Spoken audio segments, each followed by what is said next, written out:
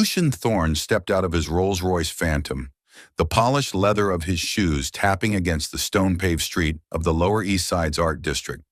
The late autumn evening air was crisp, laced with the scent of spray paint and the faint rhythm of lo-fi music echoing from a nearby corner. He adjusted the collar of his bespoke suit jacket, his eyes scanning the crowd. Street artists, hipsters with dyed green hair, and curious wanderers like himself who didn't quite belong here. Lucian wasn't part of this world. He was here looking for inspiration, or more accurately, to ensure his next luxury complex didn't get branded soulless like his last few projects had been. A graffiti mural on an old brick wall caught his eye. The strokes were wild and unrestrained, the colors exploding like raw emotion, but underneath it all was something aching. He tilted his head, trying to analyze it. "Not bad," he murmured, his voice low and sharp like the way he signed off on multi-million-dollar deals. "Not bad," a biting voice cut in from behind. "That's the worst compliment I've ever heard, Mr. Fancy Suit." Lucian turned, brow slightly raised. Standing in front of him was a girl, or rather a storm in human form. Wren Callahan, though he didn't yet know her name, stood there with messy brown hair tied high, a paint-streaked oversized hoodie, and scuffed combat boots. One hand held a spray can, the other resting on her hip, her eyes gleaming with defiance. She looked like she just stepped out of the wall itself, vivid, untamed, and impossible to ignore. "Mr. Fancy Suit?" Lucian repeated, voice cold as ice. "How old are you to be calling me that?"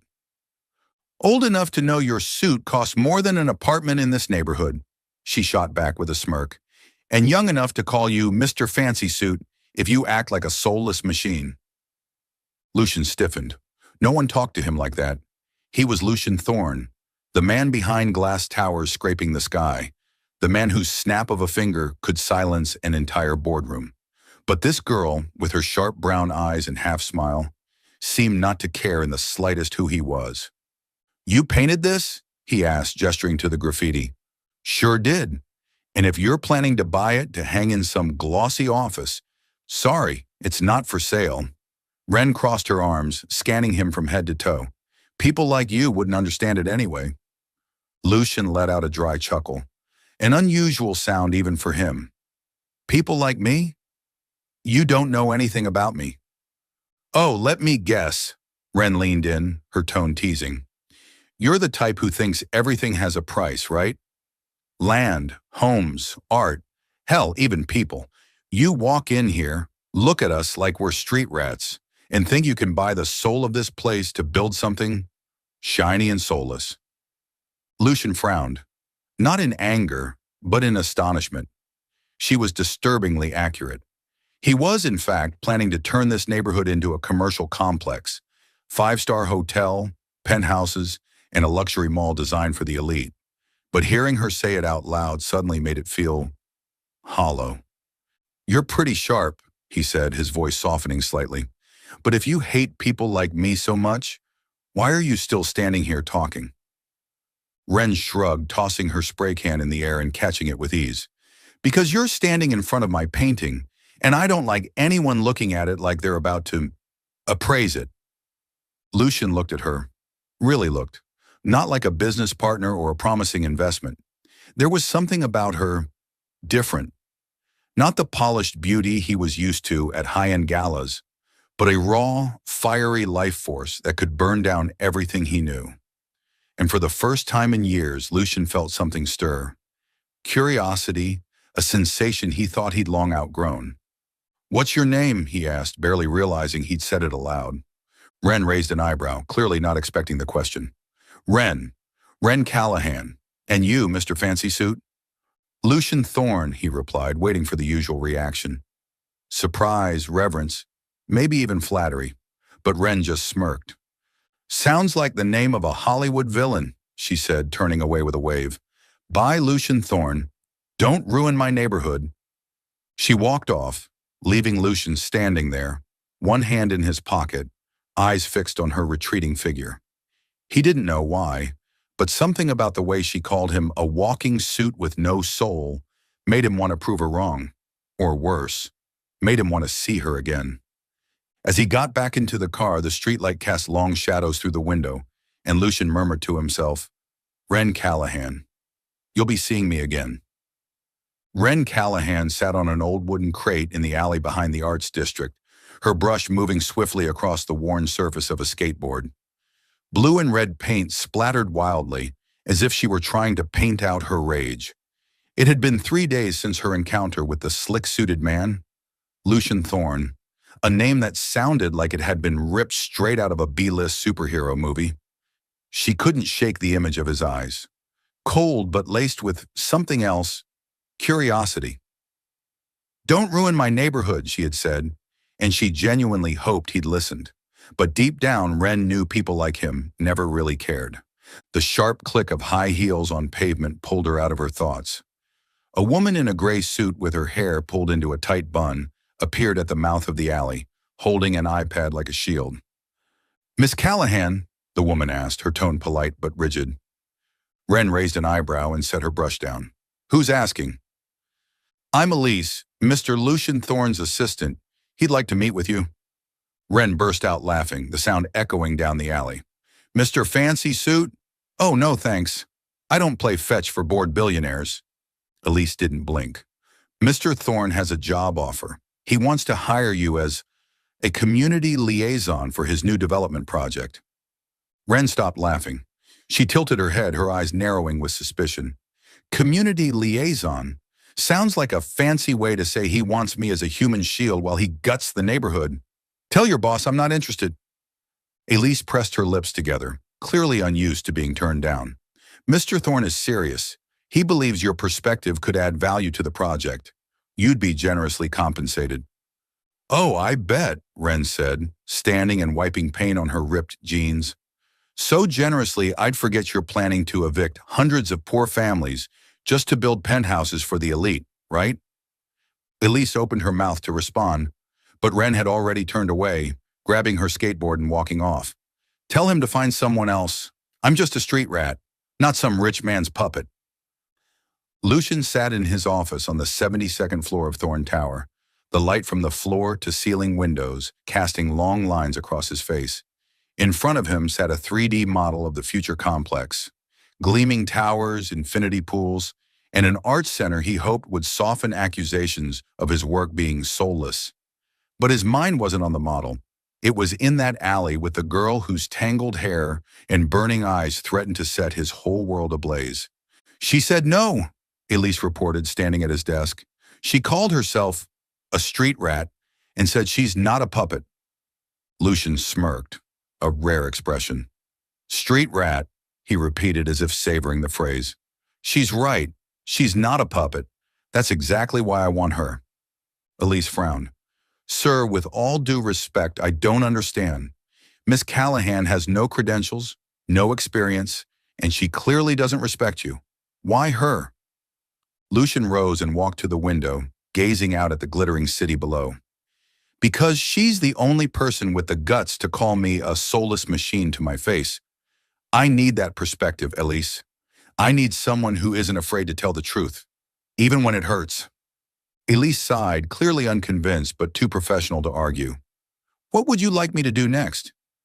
"Find her, bring her here, and this time tell her the project won't destroy her neighborhood, at least not entirely. I want her to believe she can make a difference." Wren didn't expect to see Elise again, especially not at the rundown community center on the corner, where she was helping a group of kids paint a graffiti mural on the wall. But when Elise appeared, this time holding an envelope instead of an iPad, Wren knew things had gotten serious. "Mr. Thorne asked me to give you this," Elise said, handing her the envelope. Wren opened it, scanning the typed letter on Thorne Enterprises' letterhead. The message was brief. Lucian was offering her a position as the working-class representative to help ensure his project wouldn't erase the history and soul of the neighborhood. She'd have the power to give input on the design, propose community spaces, and even oversee the relocation process for families. The pay? A figure so high, Wren nearly dropped the letter. "What the hell is this?" Wren muttered. "Is this guy insane?" Elise gave a faint smile. "Mr. Thorne isn't insane. He's curious about you, and he believes you can help." Wren stuffed the letter into her pocket, suspicion burning in her eyes. She didn't trust Lucian Thorne. People like him always had hidden agendas. But then she looked at the kids laughing near the mural, thought of the families in this neighborhood, the ones who had given her a home when she had nothing after her mother died. If she said no, who would fight for them? Who would make sure they weren't kicked out? Fine, Ren said firmly. I'll do it. But not for the money. And definitely not for your boss. I'm doing it for this neighborhood. And if he thinks he can buy me, he's going to regret it. Elise nodded, visibly relieved. I'll schedule the meeting at his office for Monday. Ren smirked, picking up her skateboard. Good, but tell him I'm showing up as me. No suits, no sugarcoating. And if he doesn't like it, that's his problem. As Elise walked away, Ren glanced up at the night sky, her heart thudding faster than usual. She didn't know why, but the thought of facing Lucian Thorne again made her both nervous and excited. Watch out, Mr. Fancy Suit, she muttered. I'm coming to mess up your world. Ren Callahan stood in front of Thorne Tower, craning her neck to take in the gleaming panels of glass stabbing into the sky. The building looked like a spaceship from another planet, cold, distant, and exactly the kind of place Lucian Thorne, Mr. Fancy Suit himself, would call home. She wore ripped jeans with holes at the knees, a faded indie band t-shirt, and her messy brown hair was tied back with a stretched-out elastic. Tucked under her arm was her scuffed-up skateboard. What the hell am I doing here, she muttered, then took a deep breath and stepped inside. The lobby of Thorne Enterprises was a symphony of luxury, marble floors, crystal chandeliers, and employees gliding past in tailored suits like programmed robots. Ren felt like a fish flung into the middle of a desert. The receptionist, a blonde with a perfect blowout, eyed her from head to toe, visibly baffled. Do you have an appointment? Yup, Ren smirked, slapping her skateboard down on the counter with a loud clack that made the girl jump. Ren Callahan, with your big boss, Lucian Thorne. The woman quickly typed something into her computer, then handed Ren a visitor badge, her eyes still glued to the paint-splattered boots. 72nd floor. Elevator's that way. As Ren stepped into the elevator, she caught her reflection in the steel doors. Good luck, street rat, she muttered and hit the button. The 72nd floor felt like another universe. Lucian's office was as big as a soccer field, with floor-to-ceiling windows overlooking all of Manhattan. A team of staff buzzed around a gleaming 3D model of the complex, others tapping on tablets and analyzing data. When Ren walked in, the room practically held its breath. A guy in a gray suit dropped his coffee. An older woman adjusted her glasses and stared like Ren had landed from Mars. Lucian stood at the far end, hands in his pockets, listening to an assistant's update. He wore a navy suit without a wrinkle, his black hair styled like he'd stepped off the cover of Forbes. When he looked up and saw her, a flicker of surprise crossed his face, quickly replaced by a knowing, amused smile. Miss Callahan, he said, voice smooth and low. I didn't think you'd actually come. Ren shrugged, dropping her skateboard to the floor with a thud that made a few people flinch. Didn't want to, Mr. Fancy Suit, but I'm here for my neighborhood, not for you. Lucian motioned for his team to leave. Within seconds, the room was empty, leaving only the two of them and the gleaming model at the center of the table. He walked closer, his eyes sweeping over her, messy hair, worn boots. You know, this is the first time anyone's brought a skateboard into my office. And probably the last if you're planning to turn my neighborhood into a Disneyland for rich people, Ren replied, arms crossed. Let's cut to the chase. What do you want from me? A mascot to make your project look less evil? Lucian raised an eyebrow, clearly not used to being challenged on his home turf. He pointed to the model. This is the complex, 5-star hotel, luxury condos, and art center. I want your input, especially on how to preserve the soul of the neighborhood, as you called it.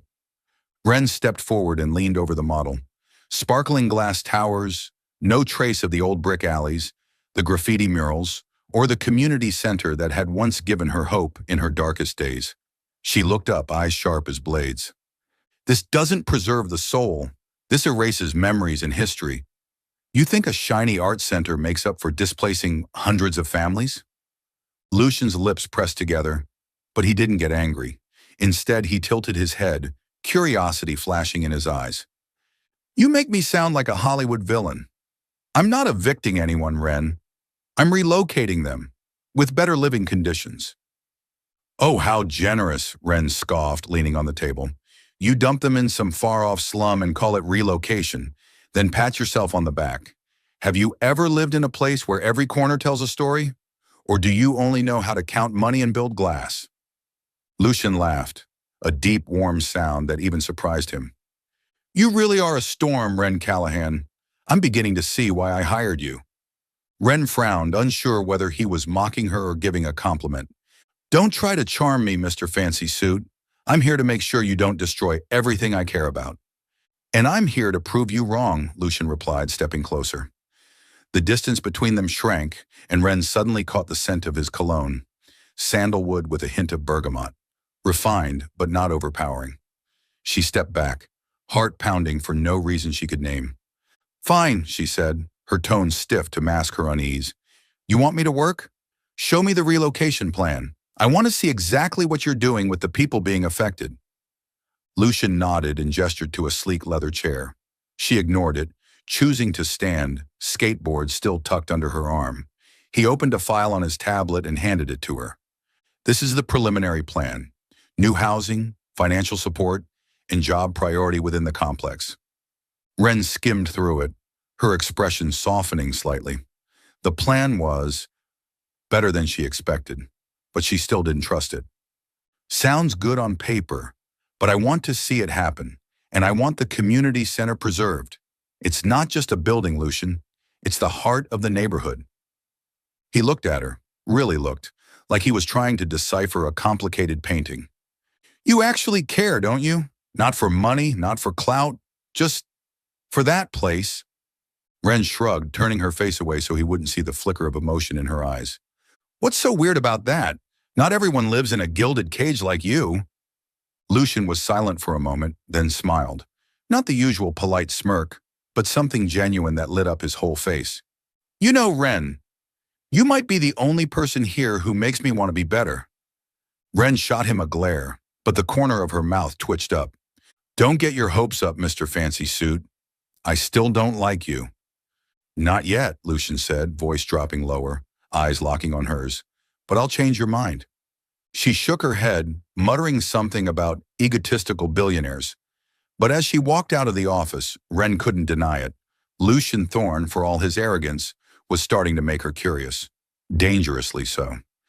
Lucian Thorne sat in his office, the golden hue of sunset spilling across the towering glass windows. He had sent Ren an invitation to dinner at Le Ciel, the most luxurious French restaurant in Manhattan, under the pretense of a work discussion. But if he was being honest, he wasn't entirely sure why he did it. Maybe it was the way she glared at him during their last meeting, calling him Mr. Fancy Suit with that infuriating half-smile. Maybe it was because she was the only person who dared to challenge him without an ounce of fear. Whatever the reason, Lucian knew tonight would be anything but boring. Ren, as expected, showed up to Le Ciel like a whirlwind. She walked in wearing a battered leather jacket, ripped jeans, and combat boots splattered with red and yellow paint. A gray beanie sat atop her head, and when she pulled it off, her messy brown hair spilled out. The entire restaurant, filled with guests in evening gowns and bespoke suits, turned to look. The maître d', a frail man in a tuxedo, nearly dropped his menu. Do you have a reservation? He asked, voice trembling. Ren smirked. Yup, with Lucian Thorne. Bet he's waiting to show off that ego the size of his skyscraper. Lucian, seated at a corner table with a view of the Hudson, chuckled when he heard her. He stood and gestured to the host. She's with me. Ren walked over, her eyes sweeping across Lucian's perfectly tailored black silk suit. You look like you sold your soul to the devil in exchange for that thing, she said, flopping into her chair without even glancing at the menu. And you look like you just escaped a punk rock show, Lucian replied, his eyes twinkling. But I won't complain. You make this room a lot less dull. Dinner began with red wine and appetizers Ren referred to as expensive tiny food. The conversation, unsurprisingly, quickly turned into verbal sparring. I reviewed your relocation plan, Ren said, pointing at him with her fork. Still no real community center. What you call public space is just playgrounds for the rich. Lucian sipped his wine, never taking his eyes off her. And what would you suggest? That I build a graffiti warehouse so you and your friends can spray paint freely? At least it would have soul, Ren shot back. You live in this gold-plated world, Lucian, but do you actually live? Or do you just exist, counting money and signing contracts, never feeling a damn thing? Lucian froze, his usual smirk fading. No one had ever asked him that, no one dared. You judge me like you know me, he said, his voice lowering. But you're not that different, Ren. You stand there criticizing everything I do. But do you have any real solutions beyond painting walls and complaining? Ren narrowed her eyes, her temper flaring. But then she laughed. It was a clear, unfiltered sound that made a few diners turn their heads. Touché, Mr. Fancy Suit. You win this round. But I'm not here to solve your problems. I'm here to remind you that neighborhood isn't your damn playground. Lucian looked at her. Really looked. Under the soft lighting, her brown eyes glowed. Not just with defiance, but with unshakable passion. She wasn't like anyone he'd ever met. Not like the polished women from his high society circles who smiled to please. Ren was real, fierce, and dangerous. You know, he said, leaning in, voice dropping, I'm starting to think hiring you was both the worst and best decision I've made. Ren raised an eyebrow and took a sip of wine. Worst because I drive you crazy, right? And best because... Lucian smiled slowly, meaningfully. Because you make me want to argue with you every day. Ren rolled her eyes, but the corners of her mouth curved upward. When dinner ended, they stepped out into the cold Manhattan night. Lucian offered her a ride, but Ren shook her head and hopped onto her skateboard. Thanks for dinner, devil in silk, she said with a wink, but I've got myself covered. As she rolled away, Lucian stood there, hands in his pockets, watching her disappear into the city. For the first time in years, his heart pounded. Not over a deal, not over victory, but because of a girl in paint-splattered boots. Ren stood in front of the community center, her heart clenched tight. The old brick wall, once covered in graffiti and life, was now surrounded by steel fencing and a glaring sign, Eviction Zone. The roar of an excavator echoed from the next block, tearing through her memories like a blade. This place had once been her light in the darkest days, where Mrs. Rosa, the center's director, had pulled her from the edge of addiction after her mother's death. Ren gripped her skateboard, fury blazing in her eyes. Lucian had promised to protect the soul of the neighborhood. But this was betrayal. She stormed into Thorn Tower without warning. When she burst into the conference room, Lucian was mid-presentation, standing before a cluster of investors, selling his vision of the future. Ren didn't care. She slammed her skateboard onto the table, startling everyone. You lied, she growled, pointing a trembling finger at Lucian. You said you'd protect the neighborhood, but you're destroying the community center. That place means everything to me. Lucien's brow furrowed. He raised a hand, dismissing the room. One by one, the investors filed out, casting glances back at the furious girl in combat boots. When the room emptied, he stepped toward her, his voice calm but heavy. Ren, I didn't know the center was part of the eviction zone. I'll look into it. Look into it, she snapped, her voice cracking with emotion. You don't get it, Lucian. That place isn't just a building. It saved me when I had nothing. After my mom died, I nearly OD'd. That center, they gave me a reason to live. She turned away, blinking back tears, refusing to let him see her fall apart. Lucian stood still, shaken. He'd never seen Ren like this. Not sharp-tongued or defiant, but broken. And it hit him harder than any deal gone wrong. He took a breath, his voice raspier than usual. I understand. Ren shot him a bitter glare, wiping her face. Understand? What would you understand, penthouse prince? What do you know about loss? Lucian stepped closer, his eyes no longer distant or guarded. I understand, Ren, because I had nothing too. He paused as if wrestling with his past. I grew up in an orphanage. No family, no name. Just a number on a chart. Everything I have now, I built from nothing. But I've never forgotten what it felt like. To be empty. Ren blinked, stunned. Lucian Thorne, the most powerful man in Manhattan, had once been a nameless child. She wanted to scoff, to call it a lie. but his eyes, dark and raw, made her fall silent. I'm not telling you this for pity, Lucian continued, his voice gentler now. I'm telling you because I never meant to destroy something important to you. I'll stop the demolition, I promise. Wren stared at him, heart thudding. For the first time, she didn't see Mr. Fancy Suit or the devil in silk, but a man with scars of his own. She nodded slowly, her voice quiet. Thank you, but if you tear that place down, I swear I'll burn your whole tower to the ground. Lucian laughed, the sound rich and disarming, breaking the heavy air between them. I believe you would, Wren Callahan. As she left the office, something shifted inside her. A strange connection to Lucian that went beyond the usual tension or banter. It was something unseen, stitched from shared wounds and battles neither had ever voiced aloud. She didn't know where it would lead, but for the first time, she wasn't afraid to find out. Wren Callahan never imagined she'd find herself standing in a luxury boardroom, arguing with a billionaire over saving a corner of the city covered in graffiti. But here she was, week 3 of working with Lucian Thorne. And every day it felt like her world was slipping off its axis. Lucian, with his tailored suits and ice-cold eyes, made her want to scream, and made her want to look at him just a little longer. It was maddening. Tonight they were working late, just the two of them, and a pile of relocation plans spread across the table. Wren, in her paint-stained hoodie and familiar combat boots, pointed at one design with sharp precision. If you really want to preserve the community center, she said, then don't shove it in a corner like some forgotten leftover. It needs space, Lucian.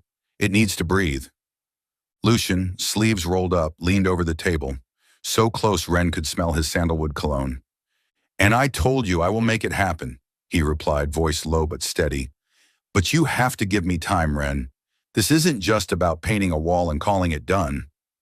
Wren shot him a glare, but her lips curled slightly. Oh, please, Mr. Fancy Suit. Don't pretend you understand art. You just know how to sign checks and build glass towers.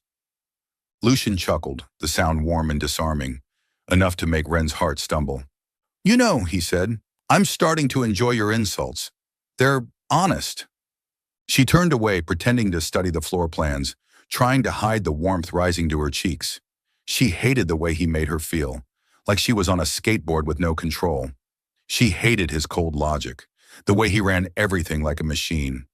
But she couldn't deny that when he smiled, really smiled, she wanted to see it again.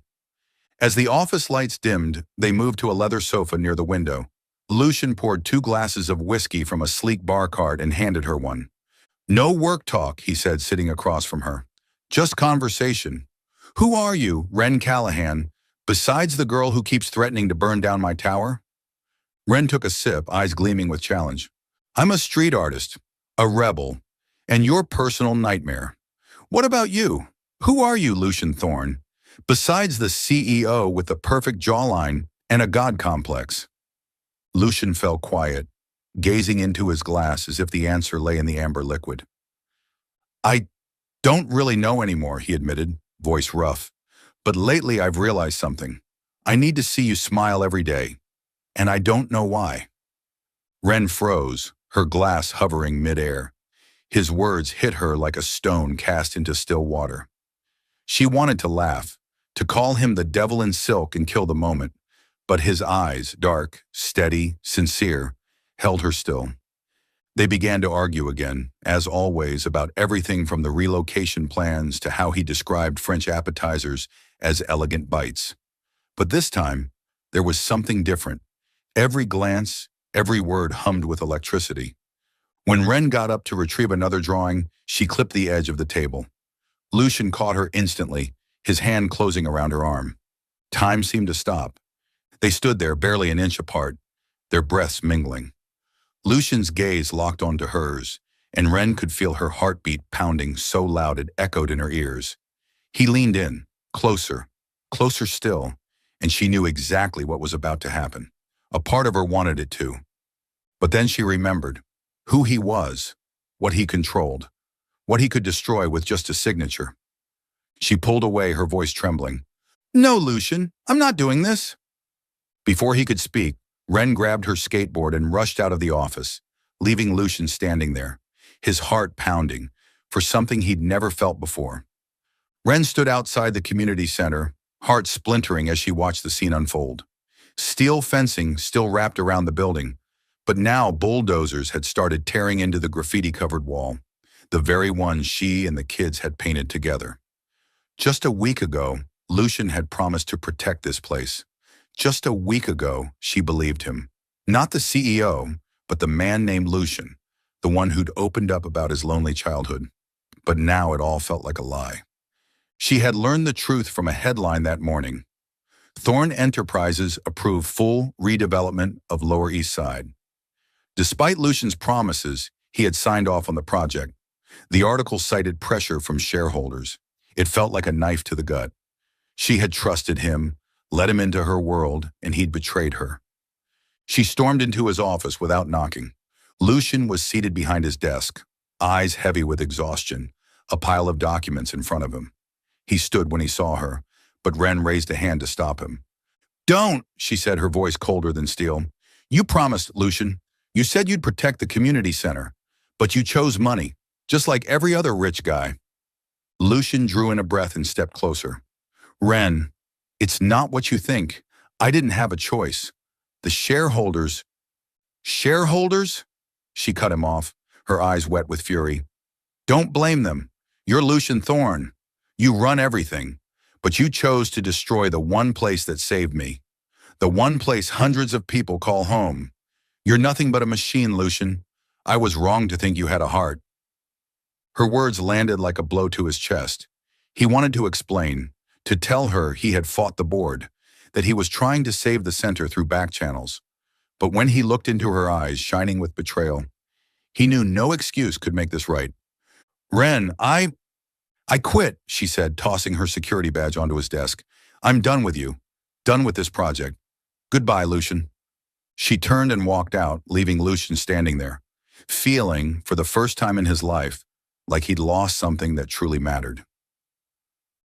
The next day, rain poured over Manhattan in relentless sheets. Lucian stood outside the community center, coat soaked, suit abandoned. He'd canceled his board meeting to be here, to find her. Ren sat in an alley nearby, hunched over her skateboard, painting through the storm. Her eyes were empty. When she saw him, she stood, gripping the board like a shield. "What are you doing here?" she asked, voice flat. "Ren, Lucian's voice caught. His hair was plastered to his forehead, rain dripping from his jaw. For the first time, he wasn't a CEO. He wasn't in control. He was just Lucian, someone who'd let the most important person walk away. "I don't want to lose you." Ren laughed bitterly, without humor. "Lose me? You don't own me, Lucian. You can't buy everything. Not this neighborhood, and definitely not me." She stepped forward, her eyes like knives. "You made your choice, and it wasn't me." Lucian reached for her hand, but she pulled away. "I was wrong," he said, voice hoarse. "I'll make it right. I'll stop the project, Ren. Just stay." But Ren shook her head, tears mixing with rain. "It's too late, Lucian. I can't trust you anymore." She jumped on her board and skated into the downpour, leaving him standing there, drenched and alone, for the first time in his life, utterly powerless. Are you still following the story? Please leave your thoughts on the story in the comments below. All your comments are the motivation for us to create better stories. Don't forget to subscribe to our channel. Thank you very much. A storm raged across Manhattan, rain pounding the streets and wind howling through the alleys. Lucian Thorne gripped the steering wheel of his Bentley, knuckles white, eyes fixed on the blurry road ahead. He hadn't slept since Ren walked out. Her words, "You can't buy everything, Lucian," played on repeat in his head like a haunting melody. He had failed, and now he had to find her, had to tell her he was ready to give up everything to make things right. He drove through the Lower East Side, the alleyways, the community center, the graffiti-covered walls, all soaked and shimmering like the city was crying with him. He stopped in front of the center, stepped out into the storm, and yelled into the wind, "Ren!" No answer, just the roar of the storm. He climbed back into the car, mind spinning with memories, the almost kiss in the office, the pain in her eyes, the moment she called him out for choosing power over people. "I'll fix it," he whispered, pressing the gas. But the storm didn't care. From the intersection, headlights flared. A truck barreled through the red light. Lucian turned the wheel, but too late. Metal screamed. Glass shattered, and the world went dark. Wren sat in the alley, soaked through her hoodie, skateboard by her side. She wanted to forget Lucian, forget the way it felt when he betrayed her trust. But then her phone rang, an unknown number. "Elise," she said when she answered. "Miss Callahan," the assistant's voice cracked slightly. "Mr. Thorne, he's been in an accident. He's at St. Luke's." Wren felt her heart stop. "Accident?" she echoed, barely breathing. Elise gave the address, nothing more. Wren snatched her skateboard and flew down the rain-slicked streets, eyes burning, lungs tight. She didn't think. She just went. At the hospital, Wren burst into the ICU, clothes clinging to her, hair dripping. Lucian lay still in the hospital bed, head wrapped in bandages, machines beeping steadily. He looked fragile, no longer the untouchable billionaire, but a man fighting to survive. She sank into the chair beside him, hands trembling as she reached for his. "You idiot," she whispered, tears falling freely. "Why were you out in a storm? Why did you have to scare me like this?" She hadn't known how afraid she was of losing him until now. All their arguments, her nicknames for him, Mr. Fancy Suit, Devil in Silk, they weren't just banter. They were memories she wanted to keep. She held his hand tighter, voice soft and broken. "Don't leave me, Lucian. I haven't told you yet. I need you too." Lucian's eyelids fluttered. He opened his eyes, dazed, but they found her immediately. "Wren," he whispered, barely audible. "Don't go again." Wren choked back a sob, leaning forward until her forehead touched his hand. "I'm here," she said. "I'm not going anywhere." Lucian recovered slowly in the hospital, but his mind never rested.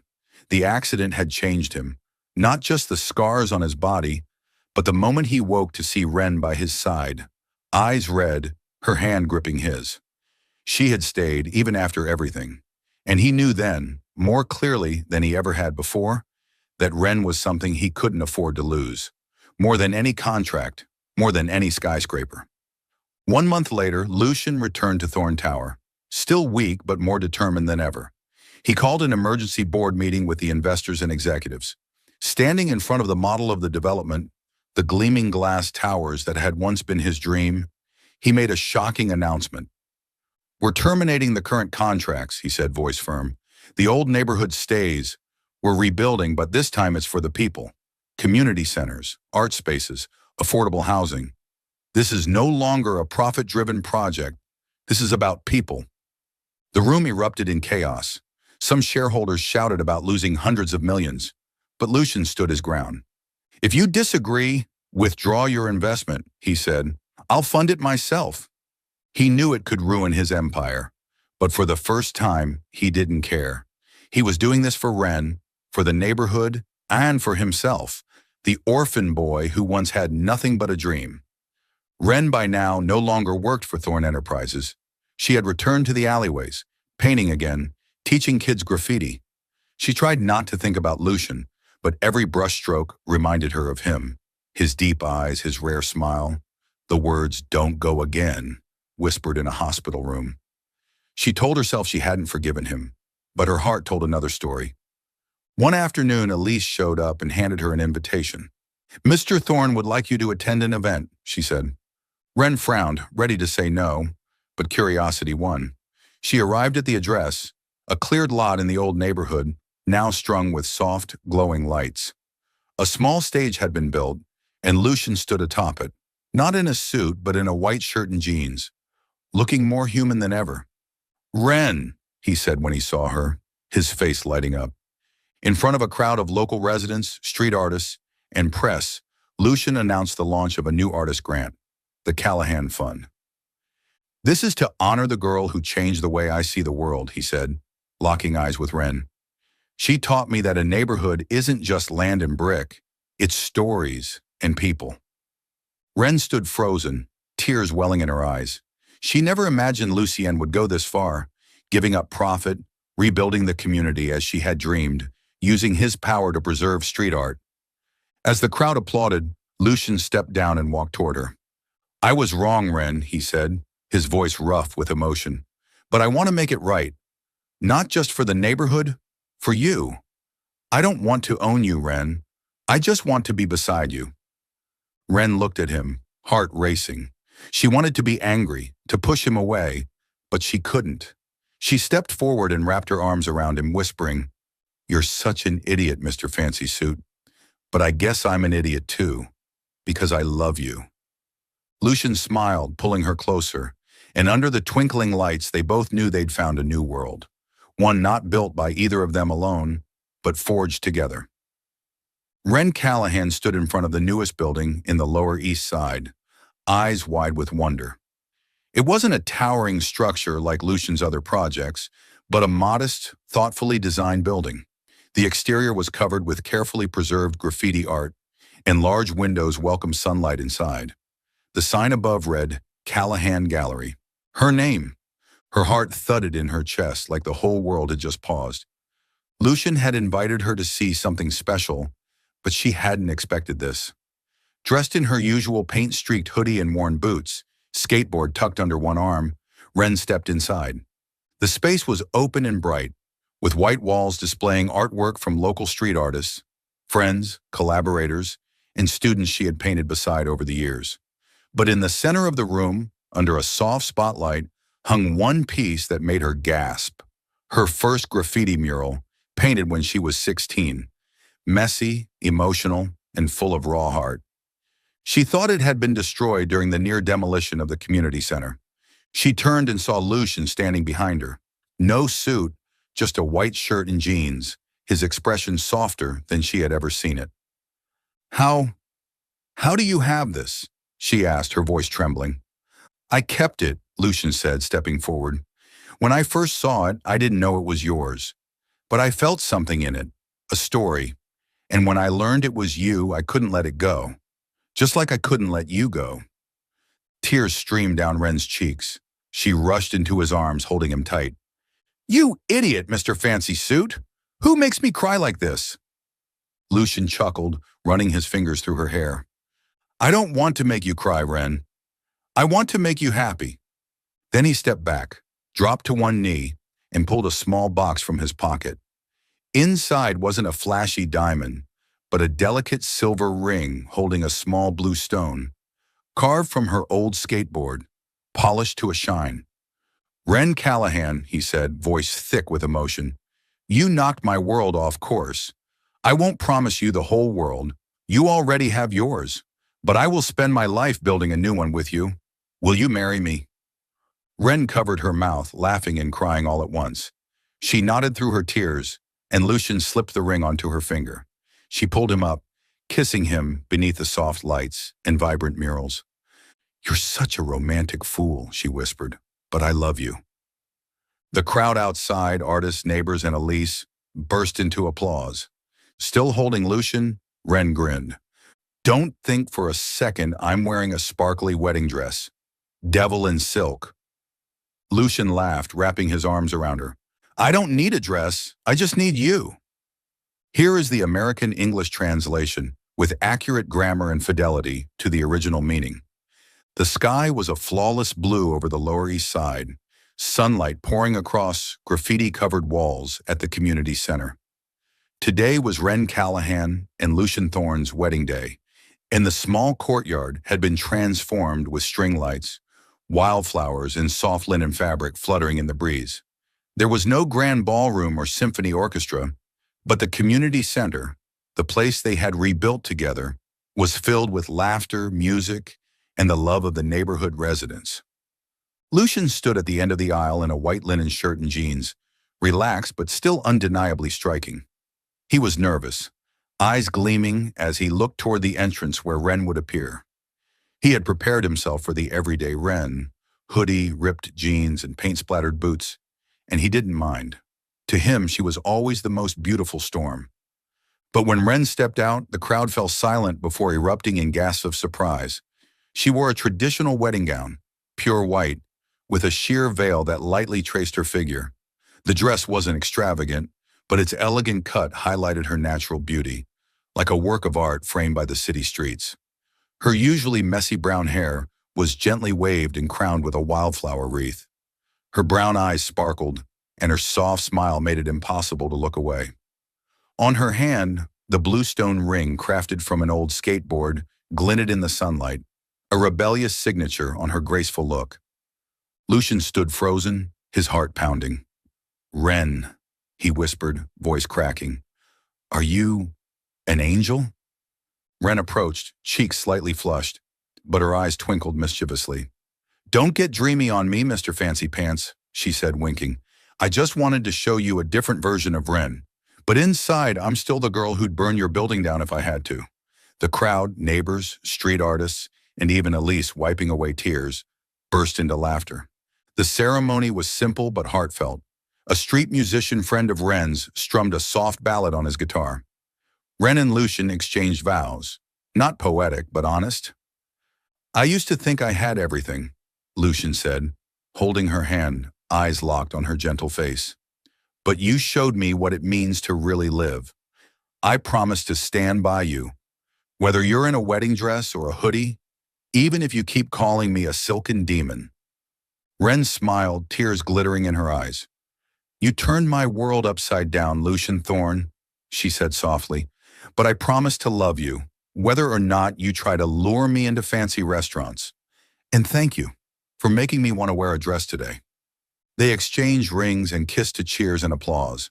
Their kiss was tender, yet fierce, as if sealing a future that belonged to both of them. Ren, in her white dress, looked like a fairy tale bride. But when she winked at Lucian, he knew she was still the same bold street girl who had thrown his world off its axis. The wedding reception was an outdoor feast: food truck, tacos, craft beer, and a graffiti wall where kids from the community center could paint freely. Ren and Lucien danced, not a waltz, but a messy, spontaneous dance full of laughter as she playfully tripped him.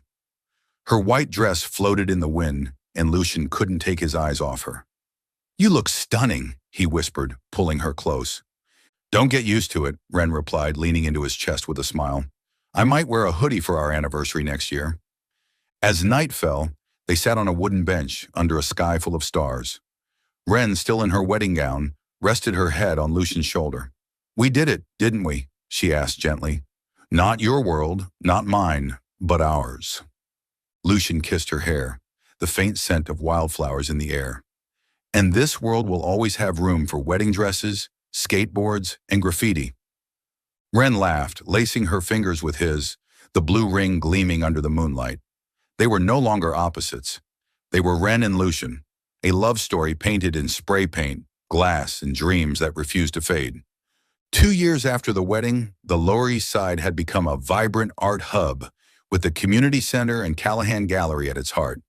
Ren Callahan, now Ren Callahan Thorne, was no longer just an anonymous street artist.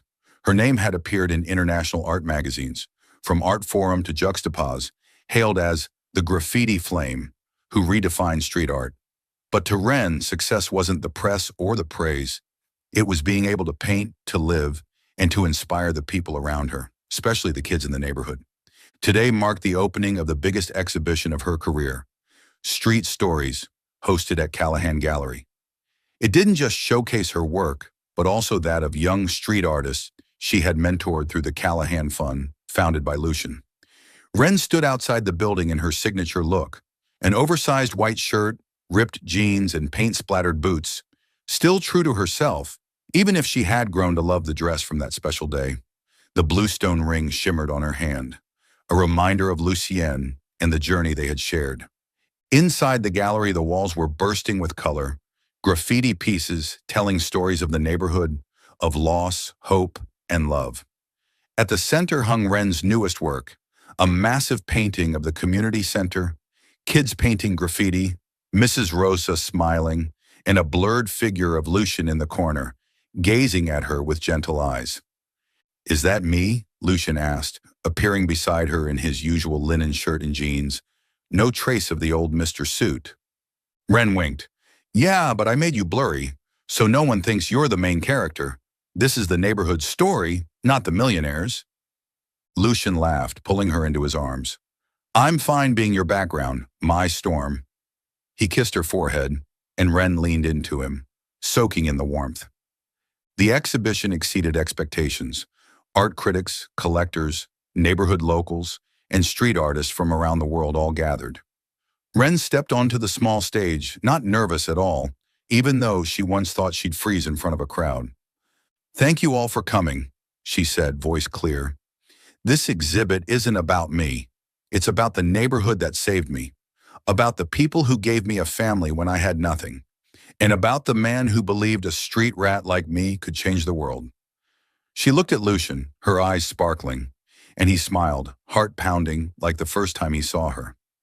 As she shared her journey from addiction and losing her mother to finding light through art, the room fell silent, then erupted in applause. A critic from the New York Times later wrote, "Ren Callahan doesn't just paint. She paints the soul of the streets, and that's why she's a legend." After the event, Ren and Lucian strolled hand in hand through the neighborhood. They stopped by the community center, where kids were painting a new wall under the guidance of a young artist Ren had trained. "I did it, didn't I?" Ren asked softly, watching the vibrant strokes on the wall. Lucian turned to her, pride in his eyes. "You didn't just do it, Ren. You changed everything. This neighborhood, street art, me. I thought I built worlds, but you're the one who created this one." Ren shrugged, her smile radiant. "Don't get all poetic on me, Silk Devil. But thank you for keeping my first painting, for believing in me, and for loving even my messiest parts." They sat on a wooden bench, listening to laughter echo around them. Ren pulled out a small spray can, shook it, and grinned at Lucian. "Want to paint something? Or are you still scared of getting your shirt dirty?" Lucian laughed, snatching the can. "Careful, Mrs. Thorne. I might paint better than you." He sprayed a clumsy line on a blank corner of the wall, and Ren burst out laughing, jumping in to help. Together they created a colorful, lopsided heart. As night fell, they stood before the wall, paint on their hands, eyes locked. "This world is ours, isn't it?" Ren asked, resting her head on his shoulder. "Always," Lucian replied, kissing her hair. "And you're its greatest artist." Ren smiled, holding his hand, the blue ring glinting under the streetlight. She had made it, not because of headlines or galleries, but because she had turned the streets into murals of hope and made Lucian's heart her home.